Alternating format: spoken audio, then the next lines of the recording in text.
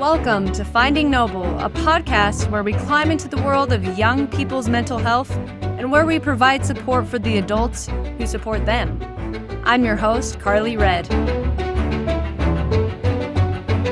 Welcome to another episode of Finding Noble. I'm here today with two wonderful guests, Dr. Jeff Wilks and Andrea Rowley. You both have a breadth of experience working with this age group and their mental health, so I'm incredibly excited to have your support in our discussion today. We're discussing mental health on college campuses, more specifically young adult mental health. But before we get into it, I'd like to introduce our guest. Let's begin with Jeff. Jeff is an associate dean and UI distinguished professor at the illustrious Brigham Young University Marriott School of Business. He graduated from the BYU Marriott School with a bachelor's degree in accounting in 1995, and then after earning a master's degree and a PhD in accounting from Cornell, he returned to teach at BYU Marriott School in 2000, where he was later awarded the EY professorship in 2013. And in addition, Wilkes served as a director of the School of Accountancy for 6 years and received the Outstanding Faculty Award from the BYU Marriott School in 2023. Really lucky to have you and your time today, Jeff. Thank you. It's great to be here. And Andrea is a Chief Clinical Coaching Officer at Noble Health. Andrea has created and managed multiple mental health programs, including betrayal, trauma recovery, addiction recovery, grief and loss, parenting with purpose, and teen coaching programs. She's spoken at conferences all over to help parents and teens navigate how to work through mental health issues. She's CBT certified through the Primal Health Institute, is an NBHWC certified coach, helps others to set SMART goals, S-M-A-R-T goals, to improve their life. She's also a former dance teacher, voice instructor, piano teacher, a developmental therapist, and get this, has 6 kids and has been married for 20 years. Welcome, both of you. Okay, now, as we get into this, I think most people are aware of the pervasiveness of mental health issues on campuses. And it seems that these issues have reached an all-time high. So many recent national surveys exhibit rates of depression and anxiety among college students at historic levels. So I think we can admit the mental health crisis is real. Jeff, I'm looking to you. Could you tell us more about how this is evident in the work you do? And also, I would love if you could tell us how you came to believe that these kids needed extra support. Very big first question. When I think of evidences, what did we first start seeing that things were changing? There are a few. One, we would hear a lot from our counseling and psychological services groups, our CAPS group, about the number of students who were visiting them. And we would even get reports about the number of students visiting from, say, our school. And they could even tell us, we know when your midterms are because we know exactly when they're all coming in now. They would give us a sense of our students that maybe we weren't quite seeing yet. And we could see that the counseling services across campus was ramping up big time. So that was one thing we could see, we were hearing. And then a second one is accommodations requests that come through counseling services and through the accommodations office to us as professors. You know, I maybe went the first 18 or so years of teaching. I've been here at BYU for 24 years. And in those 18 years, I may have had 10 students over that entire time who have formally requested accommodations and I would receive that notice from the accommodations office. Whereas in the last 5 to 6 years, it feels like, across, I teach 120 students a year. I might get anywhere from 7 to 10 a year in that time. So those numbers aren't necessarily reflective of the entire university, but that was something that I was seeing. And it was a significant increase just in that last 5 to 6 years. And then I guess the other item I would see is just my daily interactions with students. The conversations that they would have with their peers and then with me where they would raise particular issues that they had from a psychological perspective, a mental health perspective. it seemed that they were very familiar with the language and the issues, and they were raising them as potential conflicts with the educational process. So students, Okay. yeah, and just to elaborate for a moment on that, they would mention to me, "I'm not sure I can do this class. I have severe anxiety, and what you're asking me to do in this class is really going to be tough for me to do."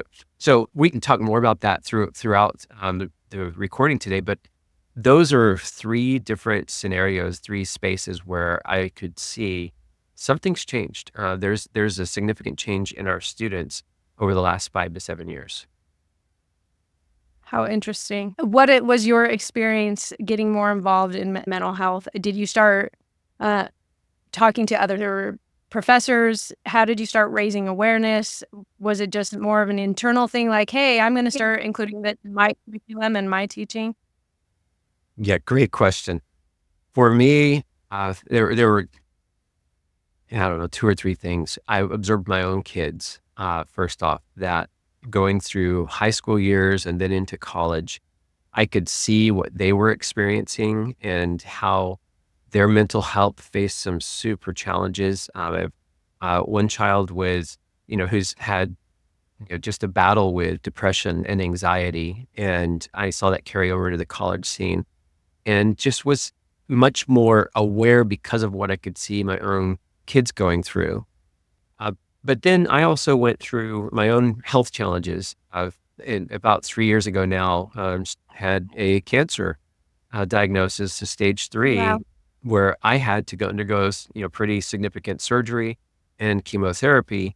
And when you go through that and you start asking yourself, you know, why am I doing what I do at work? What really keeps me going? You kind of cut out the things that don't matter anymore. And because I'm a professor and I have a lot of choice over what I research, I could redirect my efforts. And I thought, where do I want to spend the next 10 years of my life where I can really make a difference? And what I could see in my students, I could see that the firms who are hiring our students were talking about, and I could see in my own children, was this huge need for better understanding of mental health. And so I thought, well, I'm just going to start researching mental health and in the accounting profession, because that's my space, but also with students in the educational process, because that's also my space. And that led to reading, just this year, 10 different books on just understanding the space, because I'm not trained in this. Funny enough, when I got my PhD in accounting, my minors were in cognitive and social psychology, because I Wow. study how people use accounting information in decision settings. So that means you have What- to understand the social aspect and the cognitive aspect of the decisions they're making. So I really have come full circle back to what I studied when I got my PhD, but I'm augmenting that now with much more, I think, better understanding that's happened in the last 20 years of mental health and how that relates to the decision making. So that's how I got into this, just this sense of we need it. And I only want to be working on things where it really feels like it matters and makes a difference. And I have truly seen that in just the short time that I've shifted gears toward mental health research. It makes a difference in these students' lives, and I've loved it. Wow, that's really powerful and also very noble. We like the word noble over at Finding Noble, but very noble to kind of redirect your attention to something just so necessary for this specific time in university history and campus history and the world of young adults right now. I'd love to ask both of you. Maybe I'll ask you, Andrea. I know that you have a lot of experience training and working with coaches who coach this age group.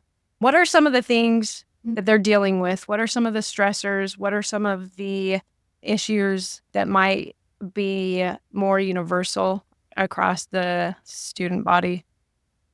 Some of the bigger issues that we have seen are, they're coming into a new environment, like Jeff mentioned, and some of those stressors they had at high school are kind of growing, and they're in a new environment with new people and everything new. And so it can create a lot of anxiety for that reason. But loneliness is a big thing. A lot of these individuals feel very lonely. They feel that maybe they're the only ones who are struggling. And when you're in that space, you don't really want to reach out and say, I'm struggling, because work hard, but yet everyone around them is struggling as well. And so it's this kind of isolate, I'm alone in this space.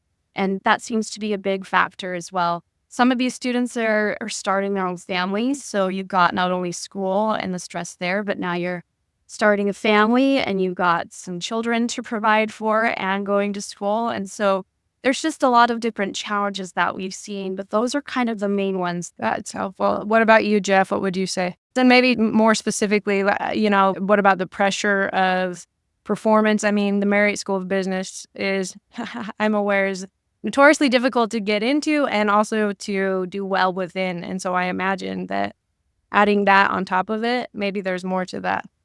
Yeah, we are definitely in a space where pressure, because we're limited enrollment programs, there's a lot of pressure on performing well pre-business before you're getting into the majors. And then once you're in the majors, many of them, it's competition for jobs or competitions to get into the master's program. So there's this constant battle that we're trying to help the students overcome, of not seeing this as a competitive situation, but one where you actually can work together and grow together. So a lot of our work is team-based, but while that could help, it also sometimes provides for more comparison. And Right. you know immediately the person sitting next to you and how they're doing, and that you're not doing as well, or at least you're telling yourself you're not doing as well. So comparison is a really big problem, both for competing to get into programs, but even once you're in programs, the constant negative talk about, I'll never measure up, I'll never get this as fast as this person over here. And as a result, you're just zapping your energy. You're taking away your ability to perform well. On the loneliness front, yeah, I'm only echoing what we've all heard, but it is the loneliest generation. I think, I certainly in the 24 years I've been teaching here, given all the ways that we can supposedly connect with each other, it is shocking to see how disconnected so many of our students are. And the ones that you see who are doing so well, they're the ones who have found ways to get rid of things like social media or severely Interesting. limit it in their lives, so that Interesting. they're forming real relationships, real deep relationships with people. They're recognizing they may only have 3 or 4 really good friends, but that's better than 1,000 likes or friends in social media, and they're thriving. That's so interesting, because I think so often we talk on this podcast about how our modern world can create a host of mental health issues. And I'm wondering how these kind of extrinsic goals, David Brooks always calls it the pull of meritocracy or a merit-based system, how that can kind of infiltrate our sense of worth. I like this Vivek Murthy, U.S. Surgeon General. I think he's getting a lot of airtime right now, it feels like, but he says, in modern society, we've somehow taught our children and learned ourselves over the years that our worth as human beings is determined on whether or not we're successful. And our success is often driven by one of 3 things: our ability to acquire, number 1, wealth, number 2, power, or number 3, fame. And that we focus really early on in our systems and at times in our homes on these extrinsic goals. I am very guilty of this. I just was forcing my son to retake the ACT for the last time before he submitted his college applications. And this can ingrain into our children this motivation or desire for approval and reward from others. And really, the contrast of this is intrinsic goals, goals that we make or values that we place on love and relationships. That's the other side of this. But rhetorically speaking, how often are we having discussions at home or at school about making goals for our current and future relationships? Like you said, that just stuck out so prominently, that those who are able to facilitate and maintain real relationships outside of social media are the ones who are doing the best and thriving the most. Mhm. I don't know. Do any of you guys have thoughts on that? So something that I see a lot in the clients that I work with is exactly what you said, just that intrinsic belief in themselves, motivation. And something that we try to do in our coaching is to allow them to tap into their deeper why. Why is this important for you? What will this help benefit your life if you set this small goal? And we try to get them to set small, realistic goals so that they can see kind of that momentum build of, okay, I did this, now I can do something bigger. Another thing that we tried to do, which I think a lot of individuals don't think about, and Jeff can probably attest to this, that happens with any individual when we're working towards something like a degree in school and setting goals, we often don't think of the blockers that might come our direction. Here's something that might hit us from the side. And so what we try to do is get these individuals, these students, to see what's coming towards them from the side and say, what could possibly get in the way from accomplishing the thing that you truly want? And then we set a plan around that. So instead of it just hitting them from the side, and then they feel discouraged that they didn't do as well as they wanted to, or maybe it didn't pan out the way they hoped, now they're able to say, okay, this was already planned. I got a plan for it, and I'm going to work through it and around it and whatever needs to happen. And we're seeing them take those steps that they need to take to find the success that they're looking for. And it builds, like you said, that intrinsic motivation and that confidence that they can do this. And yes, it's hard. I'm always realistic with my clients, with the students that I work with. It's going to be hard, but here's the momentum and you can do this. And that builds self-efficacy, which is what we want. I really liked how Andrea said that. I think it's important in this space that we are not communicating that we're leveling down expectations or that we're trying to get you to pare back. We're still seeking excellence. We want students to define carefully what success means. So we don't want to fall prey to just the way the world's defined it, but still pursue excellence in anything that you're setting as a goal. And then recognize, as Andrew's saying, the blockers are often the self-talk and the comparison and the things that'll just blindside you. You don't realize, oh my goodness, I just failed at this first test on this path of a very long path to get a degree or to get into a profession. And now you're telling yourself you're never going to be able to do it. Well, that's very natural. When you finally get into a major of choice, you chose it because it was going to be challenging and rewarding to you. You're going to have some times where you don't do well at something. Does that mean you're done for? You can never succeed at this? No. Keep your expectations high. Recognize, I'm going to trip sometimes. Everyone's going to trip sometimes. How do I deal with that moment? And how do I deal with others' success? It doesn't mean that I'm a failure. It's like, hey, that's fantastic. What do they do differently than I just did? How do we help them to recognize that negative chatter? Some great books that, refer to that as chatter, but negative chatter to where you can diffuse it and then continue to move forward with the excitement your goals, your intrinsic goals gave you. I really like this too, because everything you both have been saying is not correlated to how anybody else is performing. That nobody else's performance is dictating your performance. And the energy, I love the word momentum, that you use the word momentum, because I feel like in mental health, that feels so good when we finally get some footing and we gain some momentum. But the momentum comes from creating personal goals and overcoming personal obstacles. In a way, finding our own lane and staying in that lane and then recognizing the growth within that lane. I think that's where momentum comes from, is seeing that. Interesting. Do any of you have any thoughts before we go on? I was listening to Craig Manning this morning, a podcast where he was talking about when he consults with high-level athletes, just amazing performers, it's still about comparing yourself to yourself.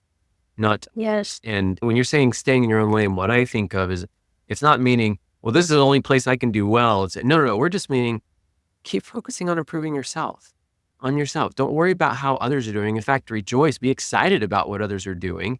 That just tells you that there's a path for you to do the same thing too. Well, You just got to find that path for you too. So I think it's so important that we are focused on the comparison with ourselves and looking back from time to time to say, wow, I have actually gotten a lot better than I was a year ago at this. I'm Yes. certainly working on new things now, but that is so rewarding and exciting, I think, too. Keeps the momentum going. I'll add to that. That's something that's been very helpful for a lot of students that we work with is reframing situations, learning from what we would term a failure. It's really a learning opportunity. And so when we're working with these students, we're saying, check your judgment at the door and let's get curious. What did you learn from this? Yes, this was difficult. Maybe it didn't turn out the way that you wanted to, but there was a learning opportunity here. How did you grow? How did you learn? And that reframing can be very helpful. So replacing the condemnation they normally do, they condemn themselves and beat themselves up. And now it's curiosity. So we replace that condemnation with curiosity. And it changes the way that they see themselves. It changes the way they see the situation. And it helps them to move forward and progress. I think that's really important, especially in the mental health world, that reframing. I think when I'm in a rut, my new thing is what I'm thinking is most likely wrong. What I'm thinking might be the wrong way of thinking about it. I've overthought how I interacted with someone or the way they spoke to me or texted me, and I'm overthinking. I just assume most of the time I'm probably wrong, and I'm internalizing this and narrating this whole situation very differently than perhaps is the truth on the other end. And I think that perspective, especially when you said that, Jeff, about them no longer seeing every other student as a threat or someone they have to beat to get to the top. I think instead to be able to see other students doing well means, oh, that increases my probability of doing well. If all these people are doing well, that means that I have a chance of doing well also. Not instead that there's only so much to go around, that zero-sum mentality. There's only so much to go around. I don't think it's going to work out for me. I think we all think that at some point in our lives, like, I am the exception. I am the one this isn't going to work out for. Rather, this reframing, the shifting is all happening internally. But I think that's what's so powerful about creating that awareness in that space through curiosity, like you said. That's so good. Yeah, I want to add to that. I think there is so much this age group, the young adults, have to learn about thoughts. They're incredibly well-versed with language from the mental health space. They've got their own TikTok university where they've become very familiar with, these symptoms and self-diagnosing and one-upping each other in terms of what they all have. But it's like they miss the core part of it. So some of the most effective aspects of mental health relate to your thoughts. And recognizing, as you were describing, Carly, I'm almost defaulting to, I know what's probably wrong right now. My thoughts are totally beating me. And when you can recognize that and let that be your first thought, it's like, you know what, life actually isn't that bad. What am I saying to myself right now? And letting that be the trigger, the chance to go, I know what happened. I'm still kind of upset about this, and I'm beating myself up like this. That's silly. And so that reframing, but before you can reframe, you have to recognize. I've been surprised how many young adults, when they are just taught a little bit of this, have this huge light bulb go off. It's like, oh my goodness, I didn't realize that's what was going on. And it's life-changing for them. That's so good. And probably, we all feel so alone in it. Like I said, we feel like we're the exception. To understand that it is a natural state or a default state that almost all humans act from, then you realize, there's a million other people, literally millions of other people, billions of people feeling this exact same way. And we're all learning how to shift. Yeah. Reframe. That's good. Tapping on into loneliness. I just wanted to go into that a little bit deeper. Loneliness, the study of loneliness, has actually been well studied by another BYU academic professor. It's Julianne Hunt Lundstad. I've read a bunch of her articles recently, and it's fun because I've also heard, I think it was on a podcast with Vivek Murthy and Arthur Brooks, and they were quoting Julianne Hunt Lundstad from BYU. She talks about the perception of loneliness, that we think that we are alone oftentimes, even when we're surrounded by a million other people, that we can be surrounded by so many people and yet still feel so lonely. And I think that is the epitome of a college campus. I felt this way in college. I was there before there were headphones, earbuds in people's ears. But there were Walkmans. People would walk around with Walkmans, right? That's true. Yeah, that's true. But it wasn't. It is different. It is different. Yeah, it is different. And I've been on campuses where they're literally heads down, walking straight to wherever they're going without connecting to people. And that can feel very lonely, that they feel very lonely. Have you seen that with your students and in this young adult population, both of you?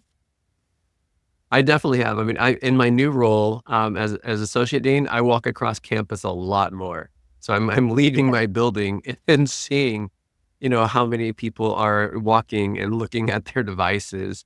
And it's Yes. not everyone, but it is certainly more than it would have been 10 years ago. So loneliness in the midst of proximity. I mean, where there are so many people There you around go. you, but What? you are still not connecting and not realizing that the way that social media in particular lets you connect is not what we need at the core of human connection.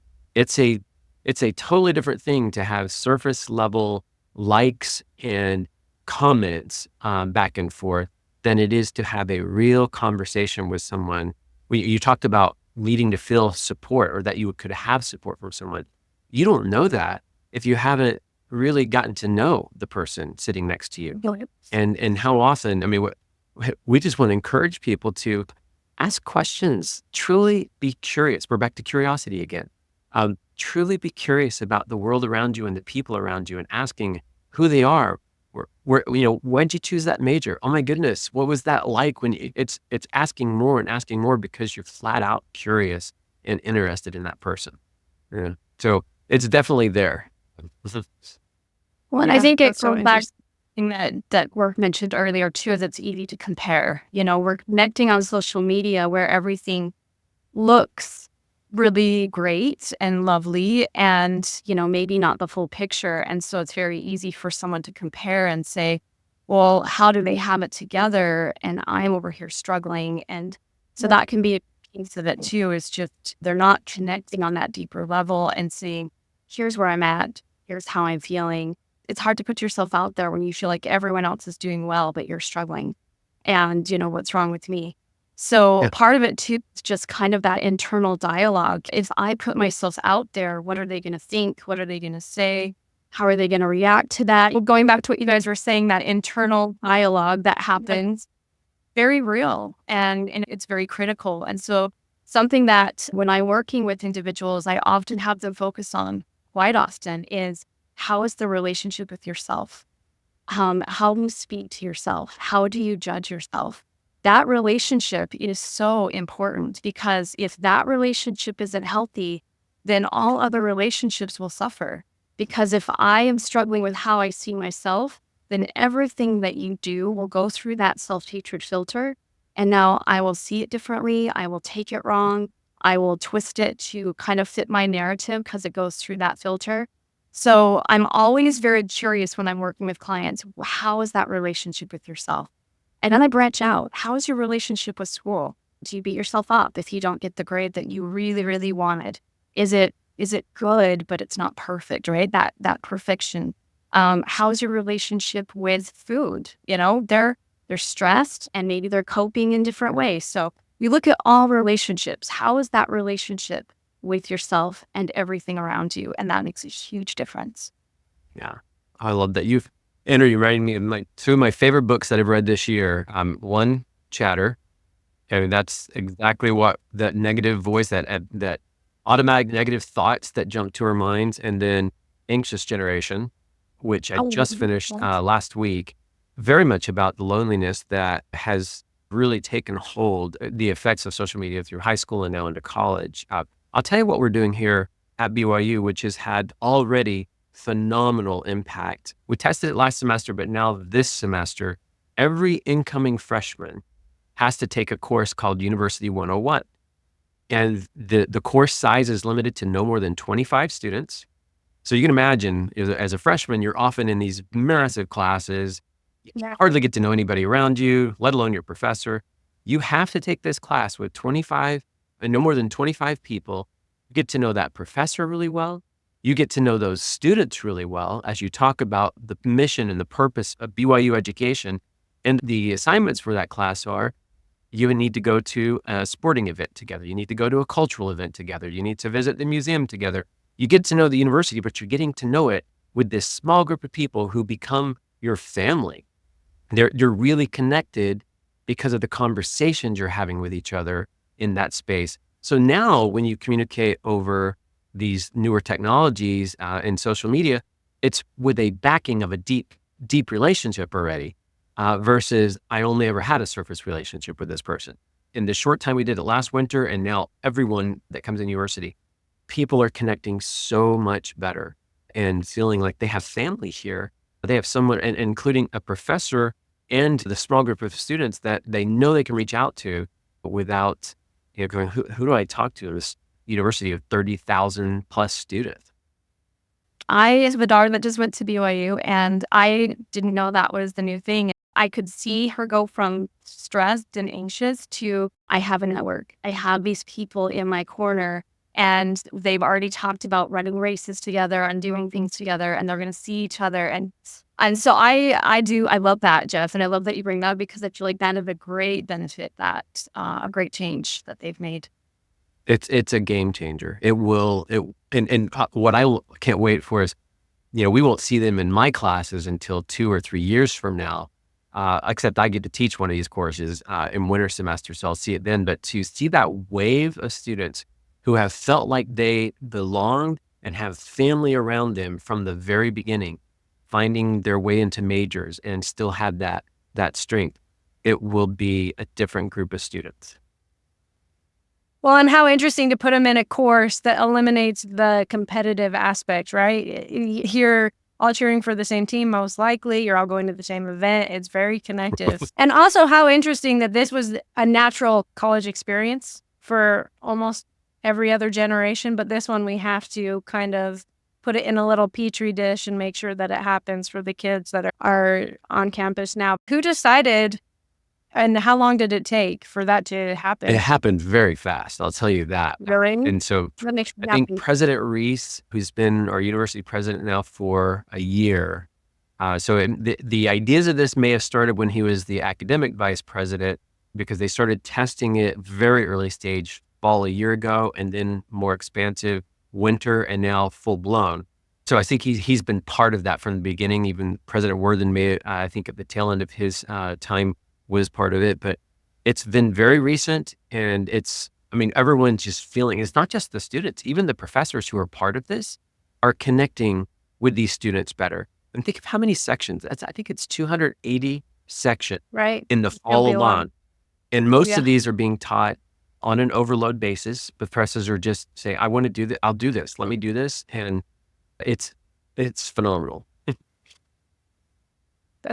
And I hear the word momentum somewhere in there as well. I feel like once you get some grounding at college, all of a sudden you're in it, and it probably changes the entire experience for every student. Wow. Well, that was the question I was going to ask. What changes are happening, and what do you hope to see change? I mean, that's on a campus level.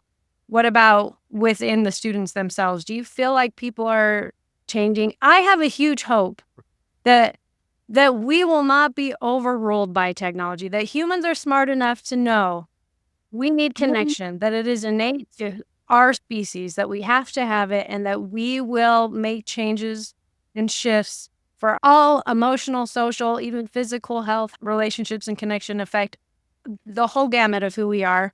I think we will pull through. I think we will make it. And this gives me so much hope that could happen that quick. Oh, yeah. On a college campus. I definitely believe that. I'm hopeful, beyond hopeful, because I do think we are seeing clear signs of this generation recognizing what they've been through. What their particular age, like no other age before, was, thrown into a comparative scenario. The constant comparison, the constant awakeness of social media. You could never turn it off. They are seeing, I think now, how bitter that pill has been and how unhealthy it has been. There's still healthy ways of using those tools, so some great ways, but they are turning it off, shutting it down. You see movements where people are saying, let's go for a summer without any connection through social media. And as that catches hold, the excitement, the momentum that they all have with each other. Again, what's unique about this generation is they can connect so fast on a movement. We should do this. So ironically, what enables them to share so fast is that you're trying to shut off too, or at least shut it off Yeah. appropriately. So I see Right. lots of great signs. And I also see great signs of desire to learn more about their own mental health. So last fall, Andrew's very familiar with this. Last fall, in my graduate class, so these are students who are either seniors or master's students.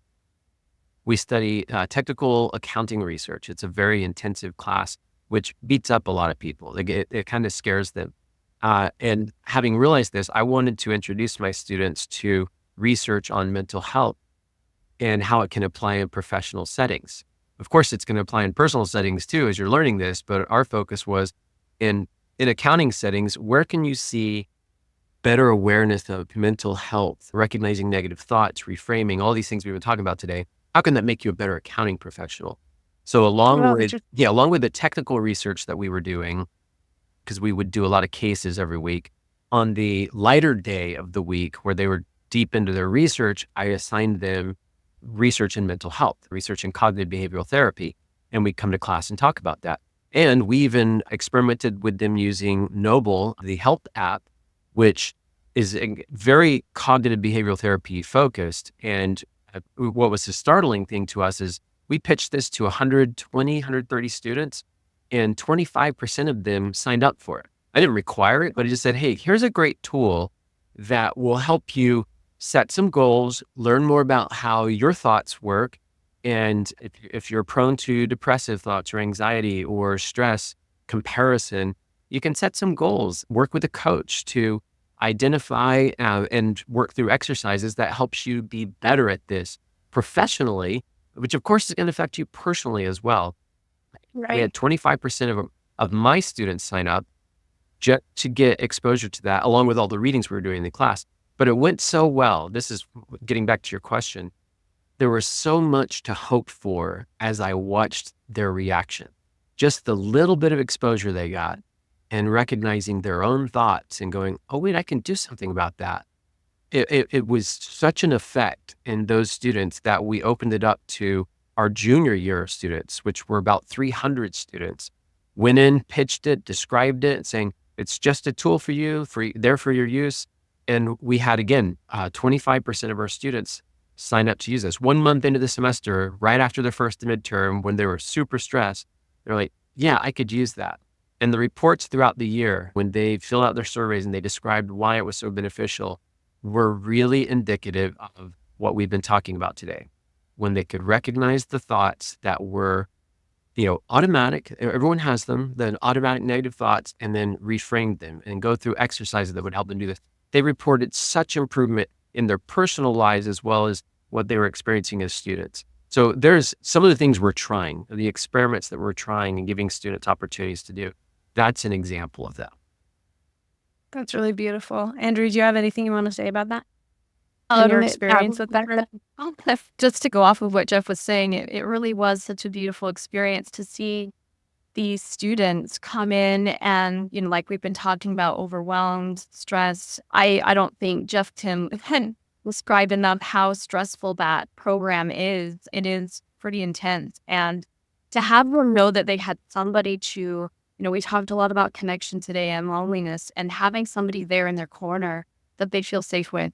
When I'm working with our coaches, I tell them this might be the one place that these individuals have that someone will listen to them, reflect back what they're saying, ask them very meaningful questions to kind of dig a little deeper and get curious.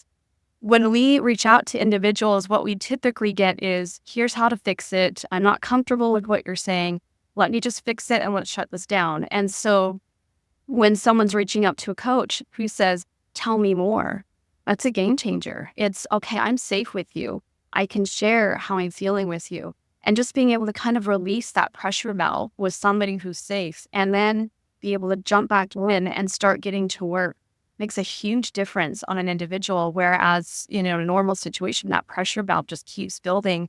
And eventually it bursts and we don't know what that looks like. It might be health problems. It might be, where Jeff said, maybe I can't do this at all. And they just kind of back up and quit. And so having that pressure valve released along the way is so vital for these students. And I love that we were able to watch that process take place where they were able to release and keep going and feel heard and understood and followed in their corner. They're not just trying to fix them, but they're going to listen and be there in the trenches with them. How many people have someone in the trenches with you? But just having that, it does reduce that loneliness. It's okay. I have someone in my corner. I have someone in the trenches with me. I'm not alone, which is beautiful. That's such a wonderful visual, the pressure valve. It needs to be released and then we can keep going. It needs to be released and then we keep going rather than a continual buildup until more deleterious consequences happen. I also think it's very interesting that the majority of students probably would not sign up to go see a counselor on campus, and to have support that addresses their specific and personal goals and needs is very helpful, I'm imagining, for them. I already know that campus therapists and resources are drowning with all the students who need help. But at the same time, there are so many students who wouldn't initially reach out to that, but may be more apt to reach out to something that seems less intense. Well, I think it's a couple things. It's certainly less intense and more welcoming and inviting and on your terms, because you're Yes, actually using the okay. tools that you're constantly, the devices, electronics that are always there in front of you, you're more comfortable with. But hey, I've got a real person I'm talking to on the other side from a coaching perspective. But I also think it was helpful that they saw a professor talking about these things in a way that Right. were normal every day, not stigmatizing. Yeah. And Yeah. it doesn't mean that everyone in the room is suddenly free of all stigma, and because there's still some who they have some hurdles there to want to talk about these things. But seeing a professor and then others talking about it, not in I'm going to say it this way, and this will maybe sound bad, but not in a high school whiny sort of a way, but Right. describing it in very clinical and accurate terms. Here's what you're experiencing. This is what research says is very normal. You don't have to be in an acute situation where you've got to get to a counselor right now and I need to walk over with you for you to benefit Right. from knowing these things. There's this Exactly. space where a lot of the battle for mental health is long before you have an acute situation. It's Right. realizing that all of us, I don't know, we haven't measured everybody, but I think very close to all of us have these automatic negative thoughts and this struggle that, whether it's causing stress or depression or anxiety or, it's too much comparison, it's there. When you recognize that that's just normal and you learn how to pick up on it and reframe whatever the exercises are you want to use, it changes without having had to have a session, if you will, because Right. I'm fully depressed. I'm diagnosed with depression now. I think we help a Right. lot of people avoid ever getting to that acute situation. Individuals take the course of least resistance often. And so that's where, if I'm struggling, it's a lot less difficult for me to go cope with food or with something that's maybe unhealthy. And it's harder to say, well, I need to call up, go to a physical location and see somebody for this Right. trouble that I'm having. And they have it now on their phone. So it's now very easy. If there's not so much resistance to it, I can reach out, I can talk to somebody. And the nice thing too is that if they can do it within the walls of their own home, like Jeff said, it's a safe environment for them. And they also have educational content that they can listen to throughout the week if they need to just kind of learn about something. We can learn more about anxiety and learn more about stress and overwhelm and burnout along the way from therapists created content. And so it's just this perfect combination of therapist content that they can do on their own. And then when they need to reach out, it's very accessible. It is that path of least resistance that they can do and reach out to their coach and say, I'm having a hard time. And that's a really great combination that they have at their fingertips. I think it's worth mentioning because Andrew and our comments have focused a lot on the person who could use this help. But one of the reasons I think so many people signed up for, first enjoyed the readings that we were doing in the class and then signed up for the Noble app is we told them, even if you don't think you could benefit from this, or maybe things are going great for you, learning more about this will help you be a better ally, will help you be a better listener when someone else is struggling. And I think, again, that destigmatizes, that makes it much more comfortable to have these conversations. And I think people learned so much. And then they probably realized, oh, wait, there's something for me here too. But I don't care how they got there. If they got there because they were genuinely looking for a way to help a friend or someone who, a family member, and then they realized, hey, there's some things I can work on too. Fantastic. And what I think might even be interesting, as so much discussion, awareness, education is occurring at this age group, this thing that feels like an issue or an obstacle or a weakness might eventually be a strength of this generation because Mhm. they've been around it so much and there's so much emphasis on it. I think that's helpful. I like hopeful. Andrea, I love this thought as you were speaking that so often we go to our phones to cope with negative mind chatter, whatever, negative anything happening in our bodies. And how interesting that this kind of replaces that with the social media and all the things, the false forms of connection or the lesser forms of connection, and supplants it with actual connection and help. They're not having to drive in a car. They're not having to make a rig other than maybe a few, wiggles of your fingers. That's really cool. So I should tell you about Go ahead. this study. So one of my colleagues here recently completed a study, and it was students who wanted to do it. Students came to him and said, we want to study this a little bit better. These were technology students, information systems students, but they had seen the apps for mindfulness, and they said, well, how good are they really? So they created a study, all Qualtrics based, and there was a task that people had to complete, which was incredibly difficult tasks, mentally challenging tasks. But they had 4 different interventions and a control group. So the control group, they just went and did the task. But the other groups were, you have to complete this mindfulness task first. So a typical mindfulness task. Another one was listen to a pre-selected set of music, which was meant to kind of calm them down as well. Another group got to flip through social media. And I don't know how they were tracking that, but they had all the same amount of time. And then they measured how well they did on the task and their heart rate. And there was another group, I can't remember what the other group was, that manipulation. But what they found was if you were doing the mindfulness exercise and listening to the relaxing music, your scores, your heart rate one was much lower and your scores were so much better. But the social media, just flipping through things, was so much worse. The very thing you're trying to use to cope in that moment is probably robbing you of the coping you need. Exactly. Anyway, I love that study. That's really cool. Okay, I think I would love to ask this last question for you both, especially for our listeners who may not have young adult age children yet, but would hope that they can prepare their children for that age. What can parents with younger children and teens do now to best equip their kids for the young adult years? What can they be doing now? I'll start off on that one because we work heavily in that space with parents. I mean, it sounds a little bit like a broken record, but that relationship to self is a big one. Parents really teaching their kids to have a healthy relationship to self. When I am checking in with my kids, I don't say, how are you doing? I say, how is the relationship with yourself? How are you talking to yourself? How are you treating yourself? Just kind of shifting that mindset to how is that relationship? Because it is the relationship.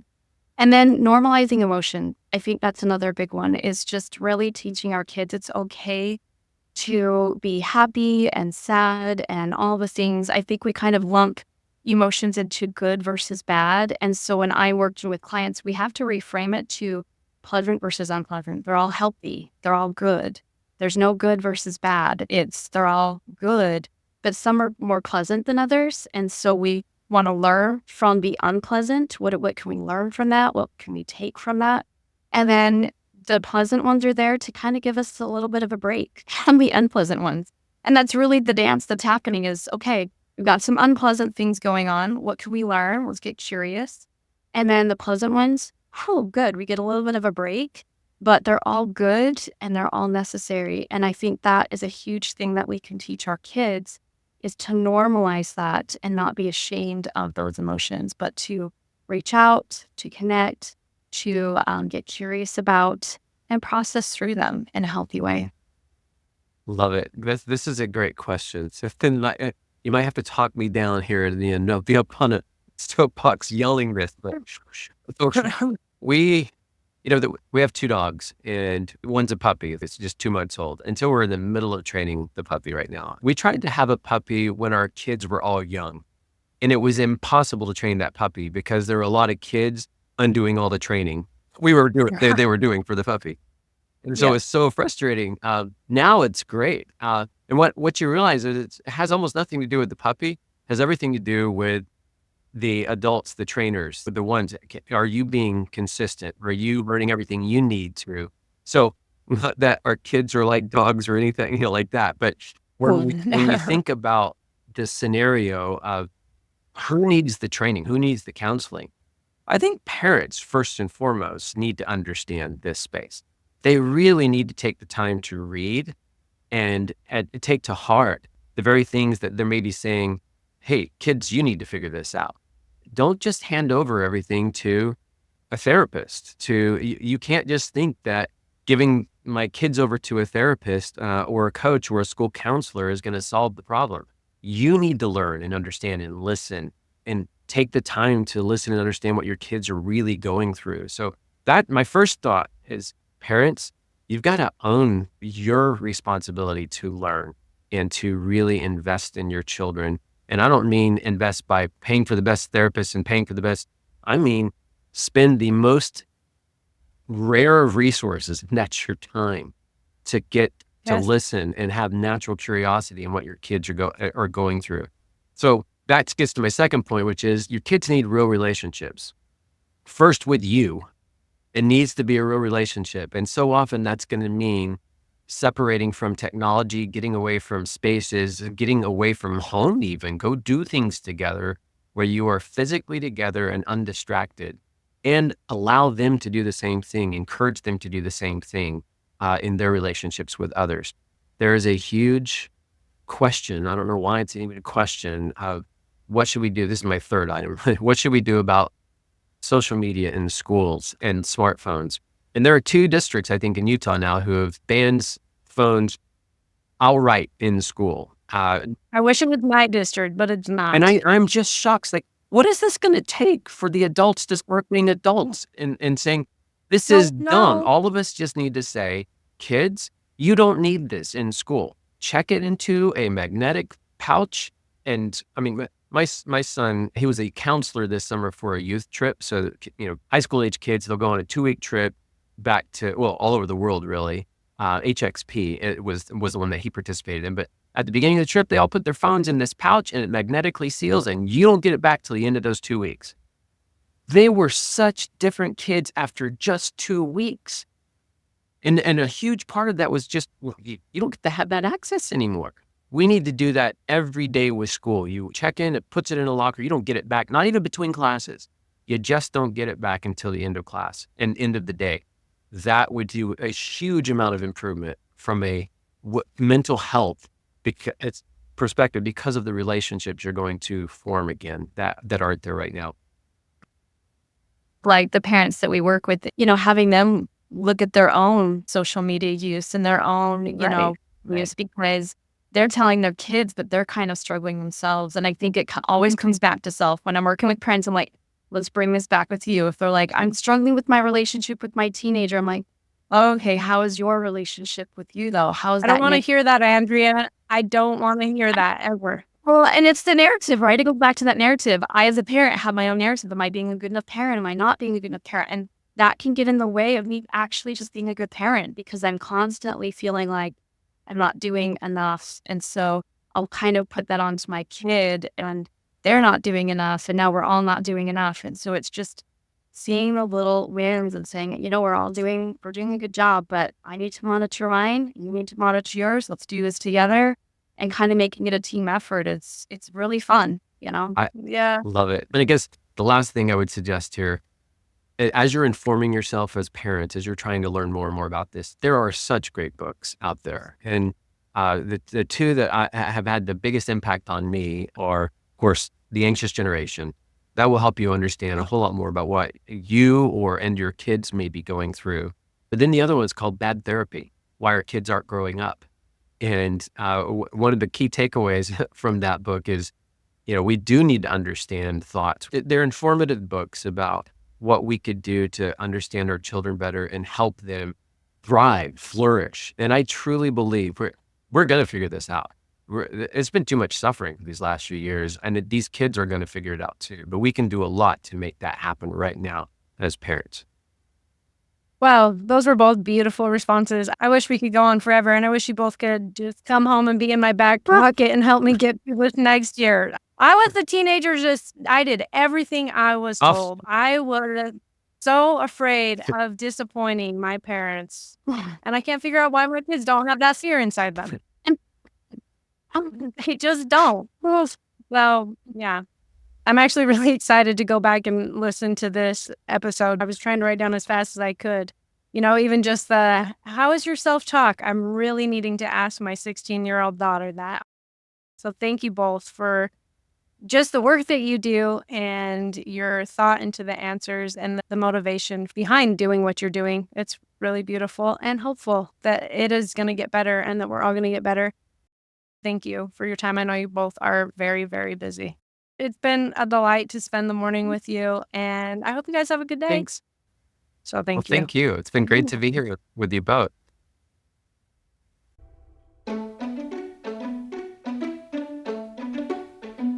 You've been listening to Finding Noble. I'm Carly Red.